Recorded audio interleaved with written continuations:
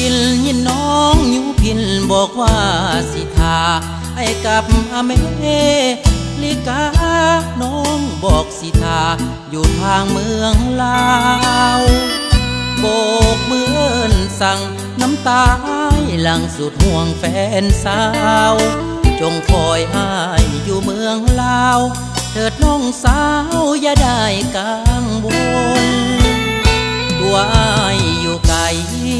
ส่วนหัวใจอยู่นำน้องลาหาเงินได้จะคืนมาให้น้องโลดท่าอย่าเปลี่ยนแปรผันให้น้องตั้งต่อคิดหอดย่ำใดให้โทรหากันสมคำเว้าคิดหอดทุกวันหน้าแม่จอมขวัญอย่าลืมสัญญา2 ปีผ่านไปไอ้นี้เสียเงินหลายหมื่นผู้ข่าวปวดหนาวค่ำคืนว่าน้องขวัญยืนแต่งงานไปแล้วมือถือหมอดเครื่องโทรหายำใดก็มีแววสุดลงนั่งเศร้าคือแมวถูกหลอกอีกแล้วบ่าวเมริกันสิ้นสุดกันที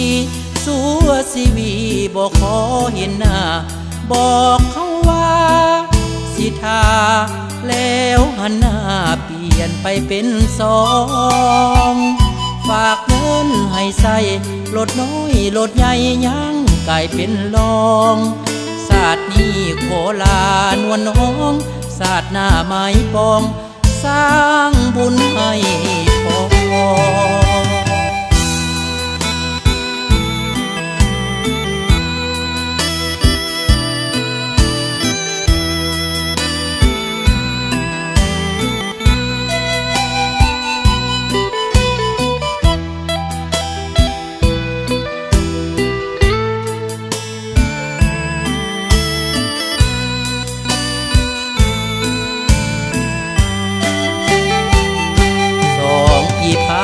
ไป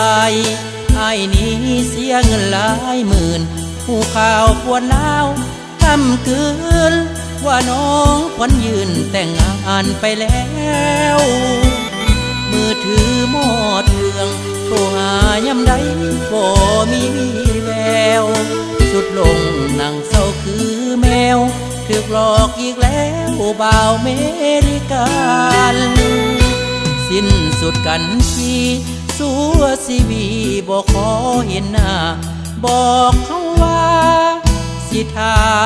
แล้วหันหน้าเปลี่ยนไปเป็น2ฝากเงินให้ใส่ลดน้อยลดใหญ่ยังกลายเป็นรองศาสตร์นี้โคลานวลน้องศาสตร์หน้าไม้ปองสร้าง